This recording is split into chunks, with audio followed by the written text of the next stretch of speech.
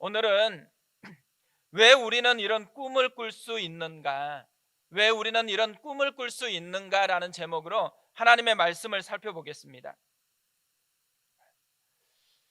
새해가 되어지면서 우리는 미러클 모닝을 하고 있습니다. 이 미러클 모닝을 보면요, 이렇게 두 번째에 오늘의 말씀을 적는 란이 있습니다. 오늘의 말씀 속에서 묵상하다가 자기에게 특별하게 와닿았던 한 절이나 두 절을 적게 되어 있습니다. 저도 1월 첫날부터 이 미러클 모닝을 하면서 누가복음에 나와 있는 말씀을 묵상하다가 저에게 특별히 와닿은 한두 절을 계속해서 적고 있습니다. 그러다 보니까요, 이 누가복음 말씀 속에서 자꾸만 눈에 들어오는 단어들이 생기는 것입니다. 저에게는 특별히 두 단어가 계속해서 눈에 들어오는 것입니다. 하나는 성령입니다. 또 하나는 말씀입니다. 누가복음에서 보니까 계속해서 성령이 반복해서 나오고 말씀이 반복해서 나오고 있는 것을 발견을 했습니다. 1장에서부터 보면 세례 요한이 잉태되었을 때 모태에서 성령의 충만함을 받았다라고 성령의 충만함이 1장 처음부터 등장을 하고 있습니다.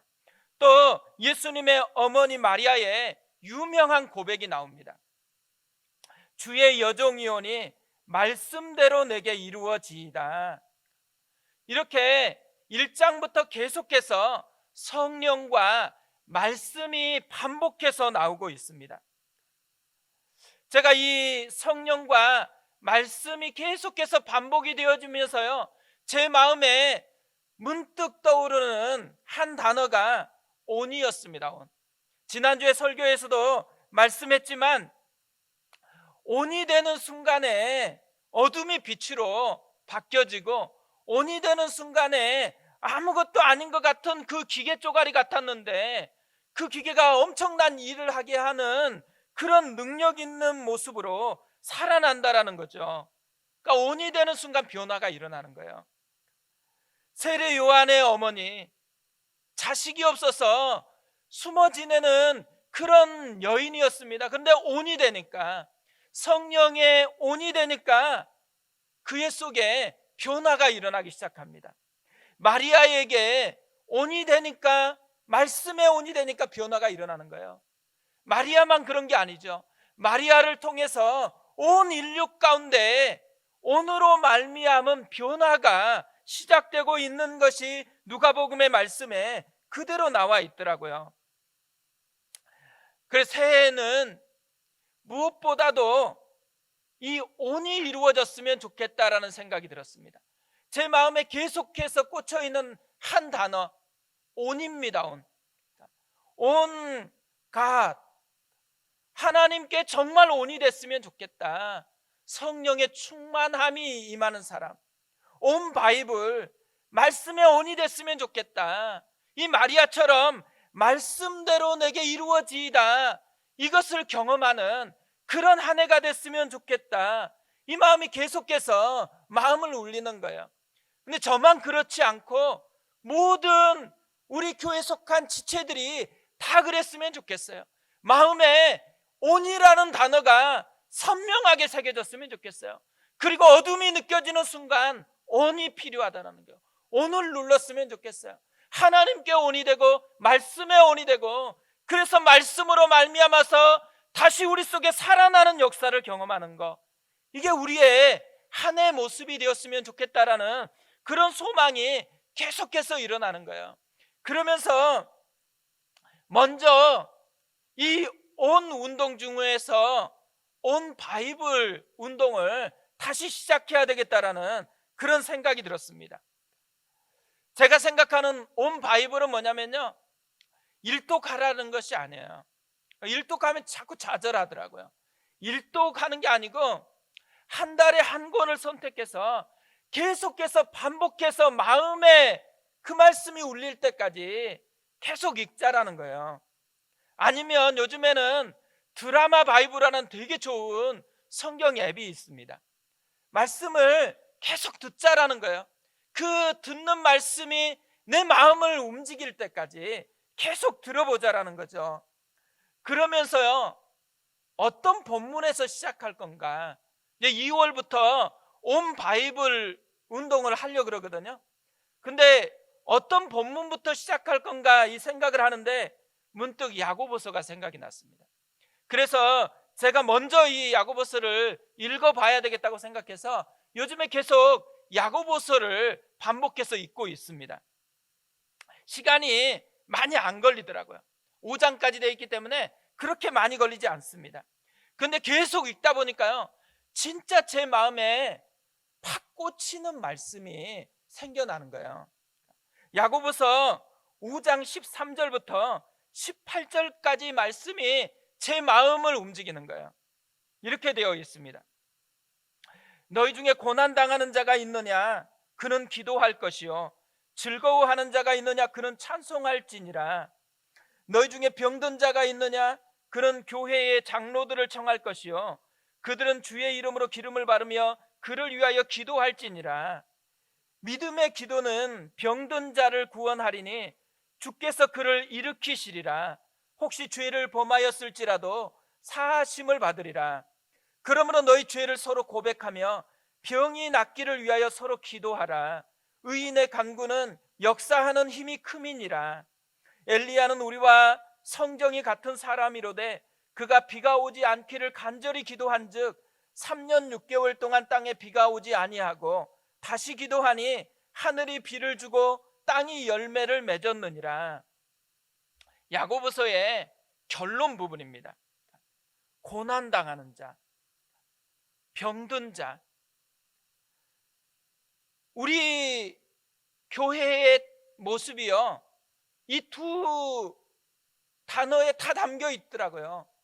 고난당하는 분, 정말 이 코로나 때문이나 또 여러 가지 상황 때문에 힘겨움을 가지고 씨름하는 분들이 있어요. 그뿐 아니죠. 유독 작년에 이 몸이 아픈 분들이 많고 마음에 힘겨움을 가지고 있는 분들이 많았습니다. 그래서 계속해서 기도 제목들이 올라왔었거든요. 진짜 이 고난당하는 자, 병든 자가 우리에게도 있는데 야고보가 주는 처방이 하나가 있습니다. 그게 뭐냐면 기도입니다. 기도. 이 짧은 구절에서 7번이나 반복해가지고 기도를 이야기해요. 기도를 강조하고 있어요. 그러면서 결론이 이거잖아요. 의인의 간구는 역사하는 힘이 크니라. 의인의 간구는 역사하는 힘이 크다. 저는 이 말씀이요, 계속 마음을 울리는 거예요. 계속 생각이 나는 거예요. 계속 걷다가도 생각이 나고 무슨 일을 할 때마다 이 말씀이 계속 마음에 생각이 납니다. 그러면서 어느 순간에 이 말씀이 저에게 질문을 던졌습니다. 너 진짜 이 말씀을 믿니? 그냥 알고 있는 게 아니고 진짜 이 말씀을 믿고 있니? 그러면 진짜 믿으면 이 말씀대로 도전을 해봐라. 이게 저에게 주시는 이 말씀이 저에게 던지는 질문이고 도전이었습니다. 그러면서 제 마음에 꿈이 생겼어요. 꿈. 이 말씀대로 한번 도전해보고 싶다라는 꿈이 생겼고요. 또 하나의 꿈이 있어요. 그 꿈이 뭐냐면 모든 하늘교회에 속한 지체들이 말씀이 걸어오는 질문을 듣는 꿈입니다. 말씀을 읽다 보니까 그 말씀을 아는 것을 넘어서 가지고 그 말씀이 우리 가슴에 질문을 던지고 그 말씀에 도전 앞에 직면하는 그 꿈을 가지게 되었습니다. 그래서 정말 올해는요, 말씀을 읽다가 그 말씀이 나에게 걸어오는 질문을 들었으면 좋겠어요. 그리고 그 말씀이 먼 거리에 있거나 2000년 전에 기록되어진 성경 말씀이 아니고 오늘 나에게 다가와서 속삭이시는 하나님의 음성으로 들려지는 그런 은혜를 경험하는 한 해가 되어졌으면 좋겠습니다. 이런 마음을 가지고요, 이 베드로전서를 계속해서 묵상을 하다 보니까 이 베드로 전서를 베드로가 기록하면서요, 흩어진 나그네들에게 편지를 썼잖아요. 근데 놀라운 게 있더라고요. 그게 뭐냐면, 너희가 도망자가 됐으니까 조금만 버텨라, 조금만 견디면 괜찮아질 거다, 이런 그냥 껍데기 위로를 던지려고 이 베드로전서를 쓴 게 아니더라고요. 오히려 꿈을 꾸라고 이 베드로전서를 쓰고 있다라는 것이 발견이 되어졌습니다. 오늘 후반절 9절 후반절도 보세요. 이는 너희를 어두운 데서 불러내어 그의 기이한 빛에 들어가게 하신 이의 아름다운 덕을 선포하게 하려 하심이라. 잘 숨으라는 얘기 아니잖아요. 오히려 아름다운 덕을 선포하게 하려 함이라. 도망자인데 숨는 게 아니고 오히려 선포하는 사람이 되라고 그렇게 얘기를 해요. 근데 저는 이 말이요, 이렇게 들렸어요. 꿈꾸어라. 너희가 힘들다고 꿈을 포기하지 말고 꿈꿀 이유가 있다라고 그렇게 들려졌습니다.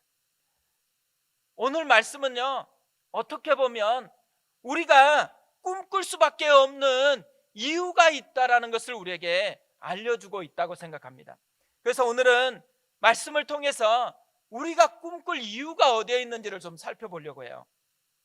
첫 번째로 우리가 꿈을 꿔야 되는 이유, 정체성 때문입니다. 한번 이 이름의 공통점이 뭔지 맞춰보세요. 옆에 있는, 가정에서 예배 드릴 때 옆에 있는 분에게 한번 자기가 발견한 답을 맞추면 됩니다. 유고스타, 유르페우스, 닥터유, 유산슬, 유드래곤, 지미유, 까놀라유. 뭔지 아시겠죠? 유재석이라는 한 사람의 부캐릭터입니다. 놀면 뭐하니라는 방송이 있거든요. 이 놀면 뭐하니라는 이 방송에서 유재석이라는 이분이 이런 다양한 이름으로 활동을 하는 것입니다. 근데 되게 신기한 것은요, 이 이름에 맞게 활동을 하는 거예요. 유산슬일 때는 트롯 가수로 활동을 해요. 유드래곤일 때는 댄스 가수로 활동을 합니다.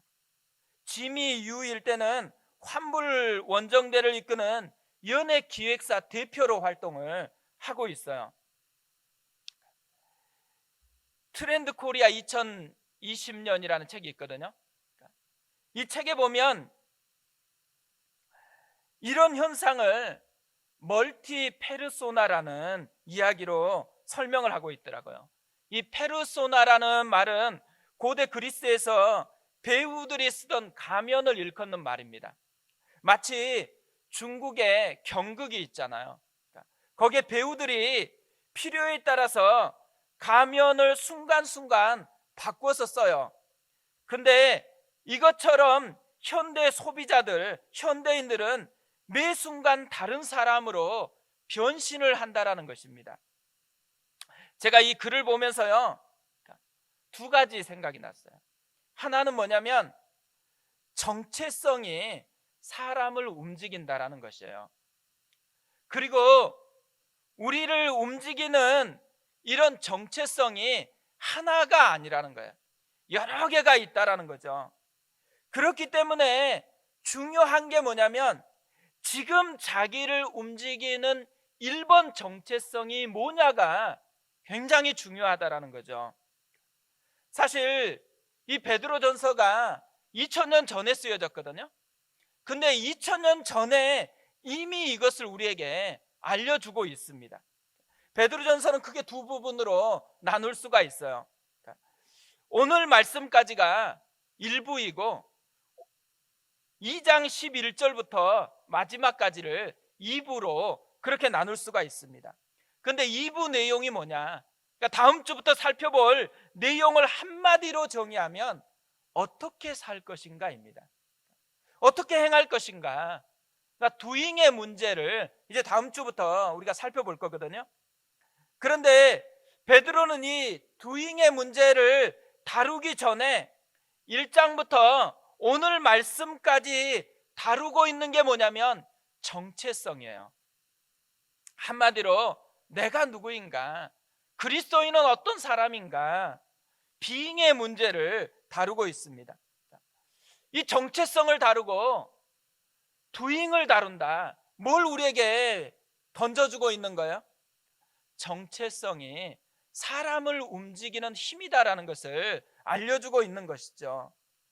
특히 오늘 말씀은요, 1장부터 이제까지 계속해서 이야기했던 모든 정체성을 요약하는 말씀이에요. 그러니까 9절을 보세요. 이렇게 되어 있습니다. 그러나 너희는 택하신 족속이요 왕같은 제사장들이요 거룩한 나라요 그의 소유가 된 백성이니 이는 너희를 어두운 데서 불러내어 그의 기이한 빛에 들어가게 하신 이의 아름다운 덕을 선포하게 하려 하심이라. 네 가지로 우리의 정체성을 요약을 합니다. 택하신 족속, 왕같은 제사장들, 거룩한 나라, 그의 소유가 된 백성. 오늘은 이걸 자세하게 설명하고 싶지는 않습니다. 오늘은 이 말씀을 그냥 그대로 계속 묵상하면서 느껴보셨으면 좋겠어요. 설명보다 그대로 어려운 단어가 아니니까 느껴보면 좋겠다고 생각을 합니다. 이 정체성들은요, 베드로가 만든 말이 아닙니다. 이미 구약 출애굽기 19장에서 하나님이 말씀했던 것을 인용한 말씀이에요. 출애굽기 19장 5절 6절에 이렇게 되어 있습니다. 세계가 다 내게 속하였나니 너희가 내 말을 잘 듣고 내 언약을 지키면 너희는 모든 민족 중에서 내 소유가 되겠고 너희가 내게 대하여 제사장 나라가 되며 거룩한 백성이 되리라. 너는 이 말을 이스라엘 자손에게 전할지니라. 출애굽을 한 후에 시내산에서 하나님께서 모세에게 주신 말씀이에요. 이스라엘이 새롭게 되었다라는, 이스라엘의 새로운 정체성이 무엇인지를 알려주고 있는 말씀입니다. 이제 더 이상 애굽의 소유가 아니라는 거예요. 애굽 왕의 소유도 아니고 애굽의 노예가 아니라는 말입니다. 하나님의 소유가 됐고 세상 가운데서 하나님을 드러낼 제사장 나라가 되었고 하나님의 백성이 되었다라고 이야기를 해요. 왜 이 이야기를 하겠어요? 노예 근성을 버리라는 거예요. 노예처럼 살지 말라는 거예요. 새로운 하나님의 백성답게 살아가라고 그렇게 도전하고 있는 것이죠. 베드로도 마찬가지예요. 베드로가 지금 흩어진 나그네처럼 살아가고 있는 이들에게 너희는 흩어진 것 같지만 도망자 같지만 도망자가 아니라는 거예요. 새로운 영적인 이스라엘이 너희의 모습이다라고 이야기를 하는 것이죠. 하나님의 백성. 그러니까 너희가 하나님의 백성답게 꿈을 꾸면서 살아가야 된다라고 이야기를 하고 있는 것입니다. 이 설명하는 네 개 정체성에 가장 뚜렷한 특징이 하나 있습니다. 그거는 자기의 노력이나 자기의 힘으로 성취한 그런 정체성이 아니에요. 하나님께 연결된 정체성, 하나님이 붙여준 정체성이라는 거죠. 사실 베드로전서를 우리가 지금까지 계속 몇 주간에 걸쳐서 살펴보았거든요. 근데 이 베드로전서 1장에서 2장 지금까지 살펴본 것을 보면 계속해서 정체성을 이야기하고 있어요. 지난주에도 우리가 살펴봤잖아요. 5절에 너희도 산돌같이 신령한 집으로 세워지고 예수 그리스도로 말미암아 하나님이 기쁘게 받으실 신령한 제사를 드릴 거룩한 제사장이 될지니라. 산돌같이 신령한 집, 거룩한 제사장, 정체성을 이야기하고 있잖아요. 근데 베드로전서 1장 시작할 때부터 베드로는 정체성을 이야기하면서 시작을 했어요. 2절에 이렇게 되어 있습니다. 곧 하나님 아버지의 미리 아심을 따라 성령이 거룩하게 하심으로 순종함과 예수 그리스도의 핏부림을 얻기 위하여 택하심을 받은 자들에게 편지하노니 은혜와 평강이 너희에게 더욱 많을지어다. 택하심을 받은 자들, 이들에게 편지한다고. 그러니까 정체성을 이야기하고 있어요. 왜 베드로가 한번 이렇게 딱 구절에서처럼 정리하고 끝마쳐도 되는데 길게 반복해서 이 정체성을 강조하고 있을까요? 이들이요, 흔들리고 있기 때문에 그래요. 왜 흔들리고 있을까요? 이들에게는 하나님께 연결된 정체성만 있는 게 아니에요. 또 다른 정체성이 있는 거죠. 흩어진 나그네라는 정체성이 있어요. 그러니까 현실에 연결된 정체성. 문제는 이들이 하나님께 연결된 정체성을 따라 반응했으면 좋겠는데 현실이 피부적으로 가깝게 느껴지니까 현실에 연결된 정체성에 따라서 반응하기 시작해 버렸다라는 것이죠. 그래서 베드로가 다시 하나님께 연결된 우리가 붙들어야 될 그 정체성을 붙들고 살아가야 된다라는 것을 담아서 이 정체성 이야기를 계속해서 반복하고 있다라는 것입니다.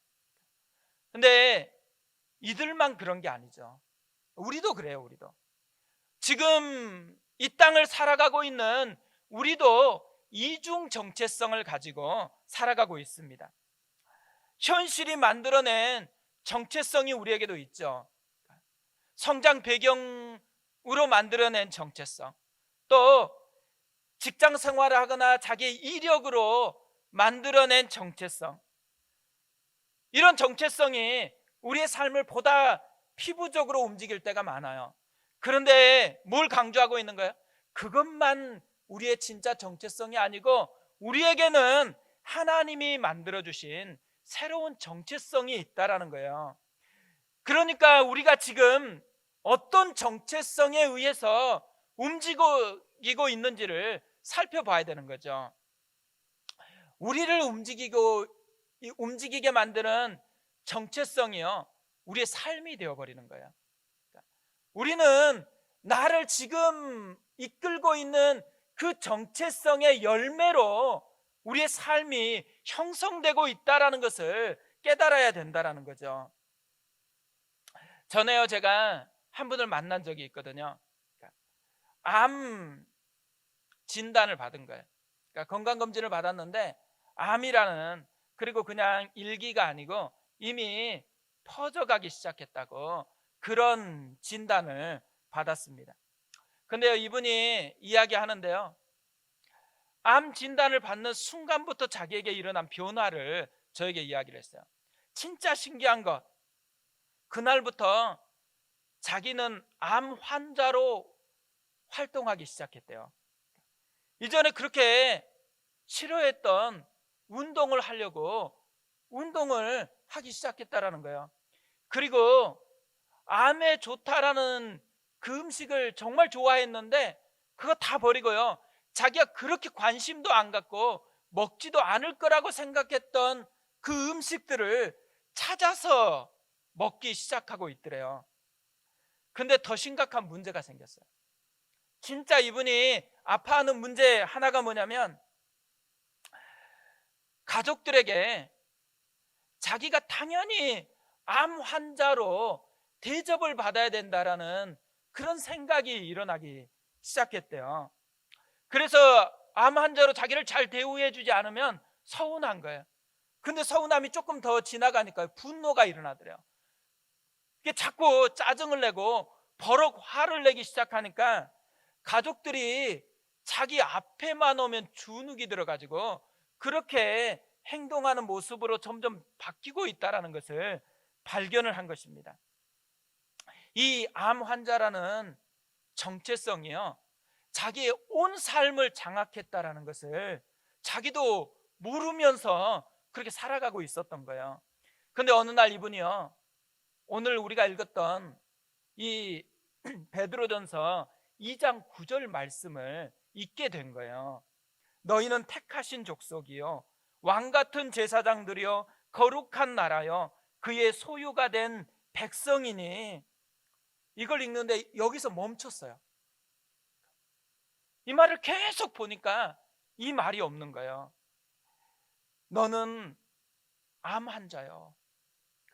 아무리 이렇게 이 말씀을 곱씹어보고 곱씹어봤는데 너희는 암 환자니, 이 말이 없는 거예요. 그리고 너희는 택하신 족속이요 왕같은 제사장들이요 거룩한 나라요 그의 소유가 된 백성이니. 더 나아가서 뭐가 있어요?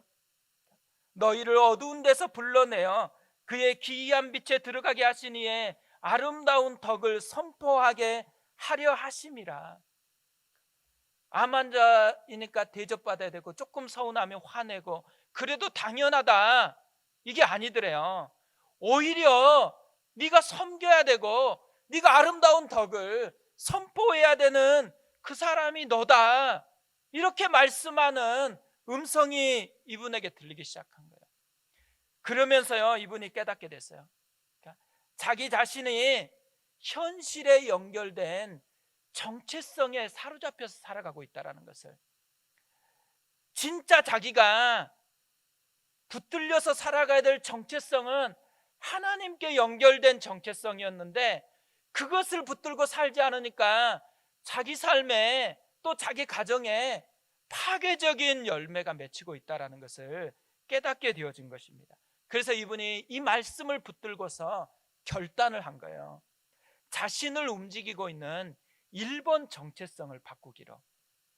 저는 이분의 이 고백을 들으면서 굉장히 도전이 됐어요. 왜냐하면 저도 그렇게 살 때가 너무 많기 때문에 그래요. 그러니까 아무리 설교를 해도 어느 순간에 행동하는 걸 보면 저의 1번 정체성이요, 이 하나님이 나에게 부여해 주신 정체성이 아닐 때가 많더라고요. 그리고 그것 때문에 가까운 분들이 힘들다고 얘기해요. 가까운 분들이 힘든 이유가 어디 있어요?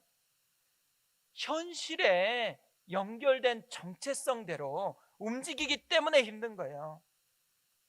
올 한 해요 우리가 새해가 되니까 자꾸 결심을 하잖아요. 올해 아마 많은 결심을 했겠죠.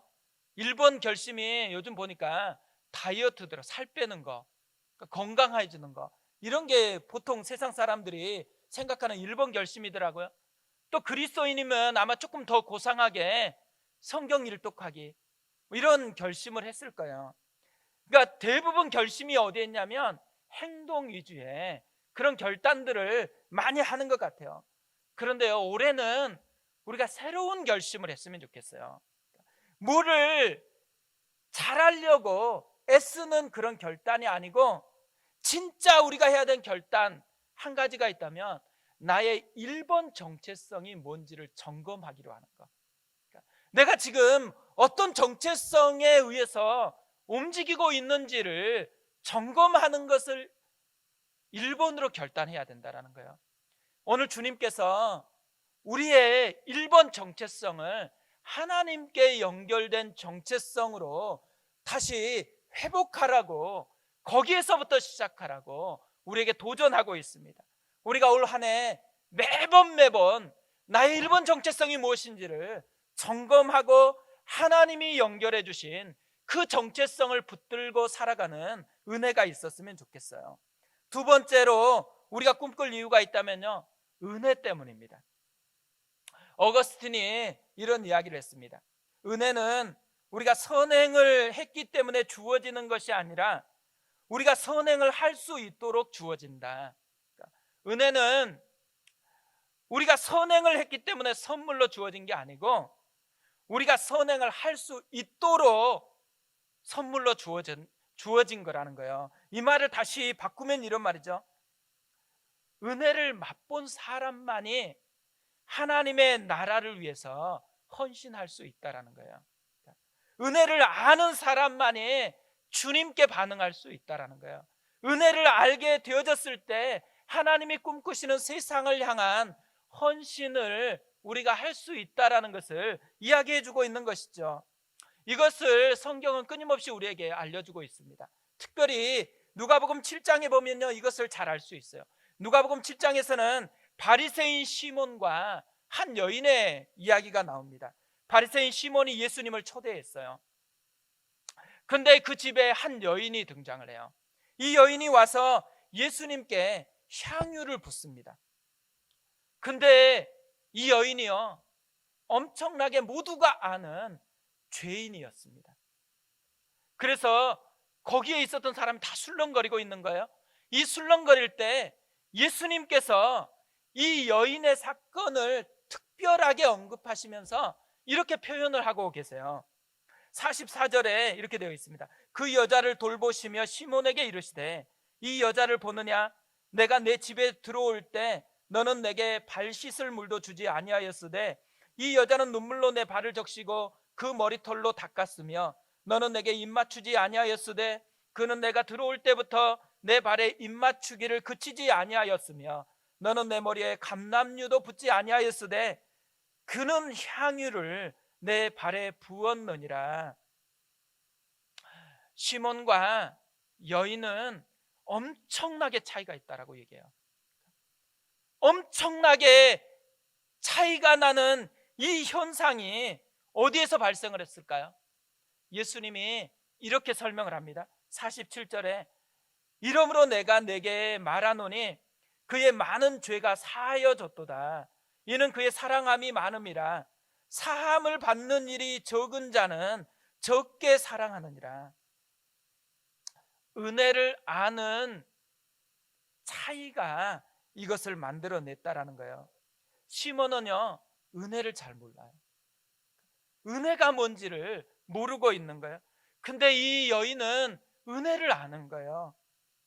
은혜를 알다 보니까 견딜 수가 없는 거예요.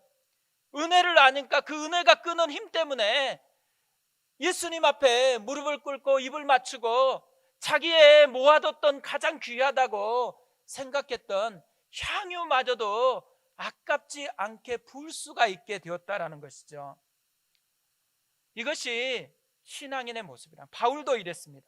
바울이 누구보다도 많은 헌신을 했잖아요.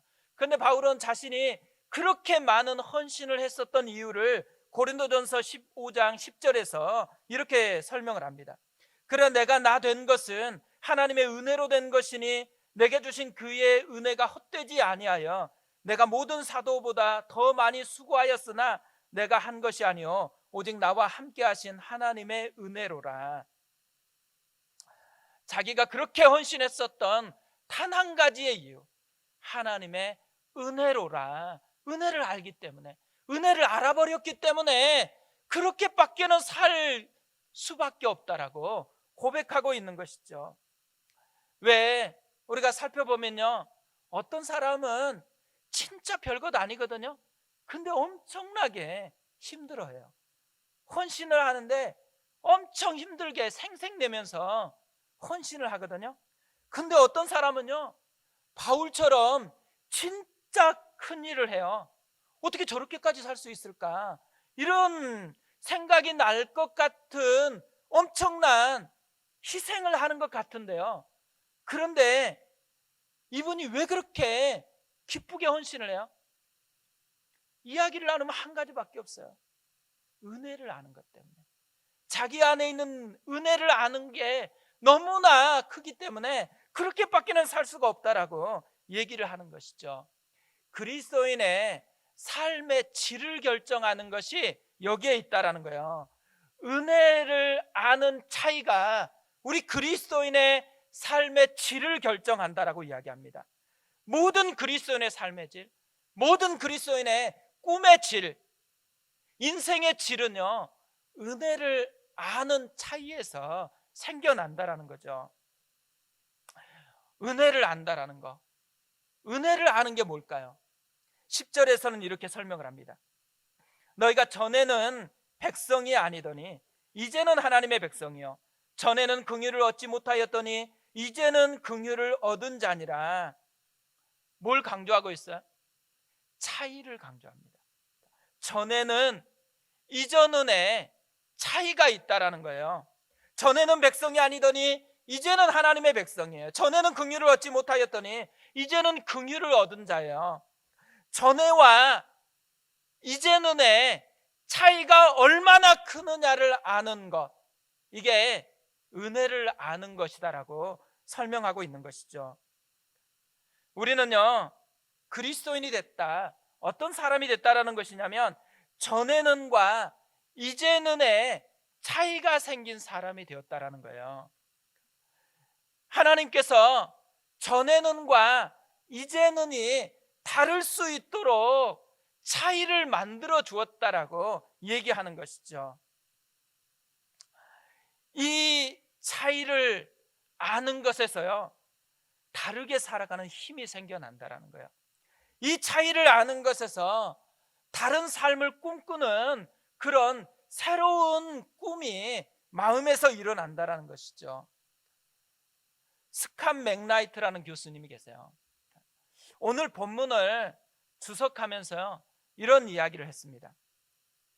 회심이 성령님의 역사를 통해 일어난다는 확신으로부터 멀어지게 되면 그리스도인들은 기교와 조작에 의지하게 될 것이다.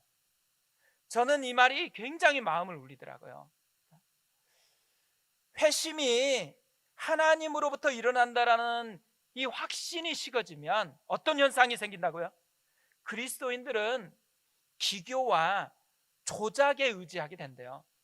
그런 척, 안 그러는데 그런 척 행하는 그런 일들이 일어난다라는 것을 이야기하고 있는 거죠. 은혜를 아는 것이 식어지면 우리 안에는 기교와 조작을 의지하는 삶의 모습이 일어난다라는 것입니다. 어떻게 보면요, 한국 교회의 최대 위기는 어떤 많은 행위를 하지 않아서가 아니에요. 예배도 많이 드리고 기도도 많이 하고 모든 것들을 다 하고 있어요. 그런데 왜 이렇게 거짓말을 많이 하죠? 그러니까 인터콥이라는 이 선교단체가 또다시 우리에게 던져주는 메시지가 있죠. 거짓말을 계속해서 자연스럽게 하고 있는 교회의 모습, 우리의 현실을 보여주고 있어요.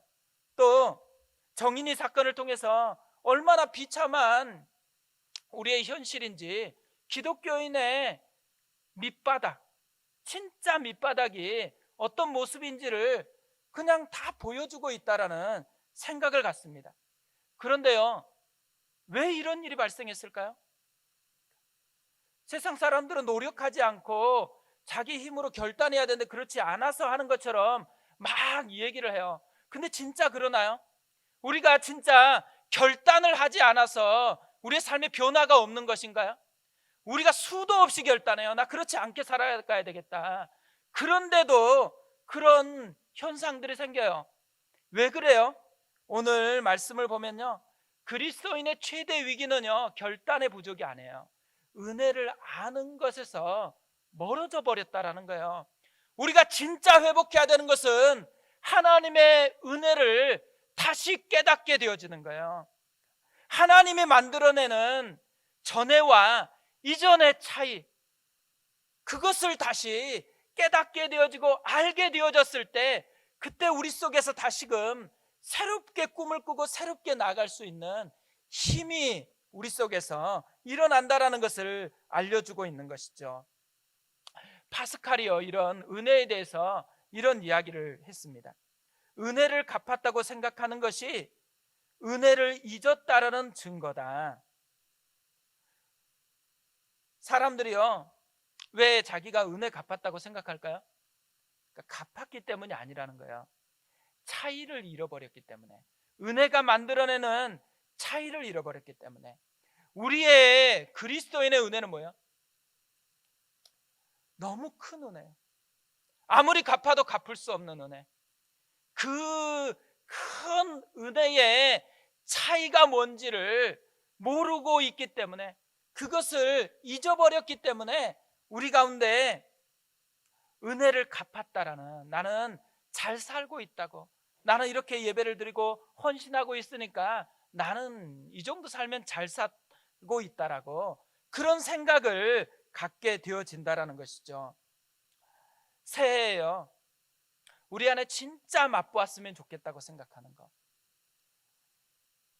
전에는과 이전은이 만들어내는 은혜의 차이를 아는 것입니다.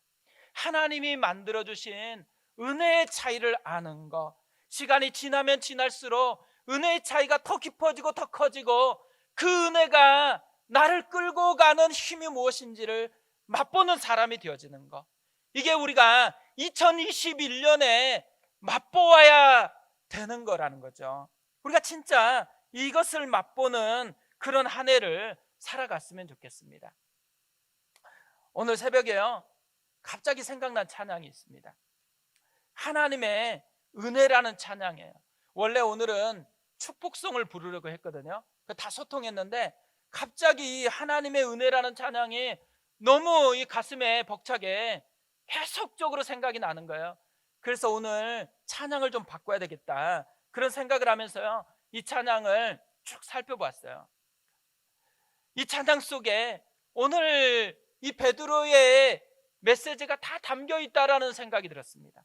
나를 지으시니가 하나님, 나를 부르시니가 하나님, 나를 보내시니도 하나님, 나의 나 된 것은 다 하나님의 은혜라. 나의 달려갈 길 다 가도록, 나의 마지막 호흡 다 하도록 나로 그 십자가 품게 하시니 나의 나 된 것은 다 하나님의 은혜라. 한량 없는 은혜, 갚을 길 없는 은혜, 내 삶을 에워싸는 하나님의 은혜, 나 주저함 없이 그 땅을 밟음도 나를 붙드시는 하나님의 은혜. 사실 2021년은요 좀 어둡게 시작을 했습니다. 코로나가 훨씬 심각한 채로 시작했고요, 또 진짜 가슴 아픈 것은 정인이 사건, 이것이 얼마나 마음을 아프게 하고 어둡게 했는지 모릅니다. 그러니까 마음이 어두워지니까 자꾸 연민에 빠지고 좌절하려고 하는 어둠이 이렇게 마음을 잠식하려고 하더라고요. 그런데 말씀을 묵상하고 준비하면서 우리가 이때니까 지금 주님이 꿈꾸라고 하시는 거구나, 이 생각이 들었습니다. 왜 꿈을 꿔야 된다고요? 우리의 정체성이 다르기 때문입니다. 우리에게는요 하나님의 은혜가 있기 때문에요. 이전에는 어떤 모습이었는지 모르지만 지금은 다르게 만드시는 하나님의 은혜가 있기 때문에 그런 것이죠. 그래서 우리가 올 한 해 올 한 해 다 잊어먹어도 이 온이라는 단어를 기억했으면 좋겠어요. 무슨 일만 생기면 온, 하나님께 온이 되고 말씀의 온이 돼서 다시 새롭게 하나님의 꿈을 꾸는 삶으로 나아가는 그런 한 해가 되었으면 좋겠습니다.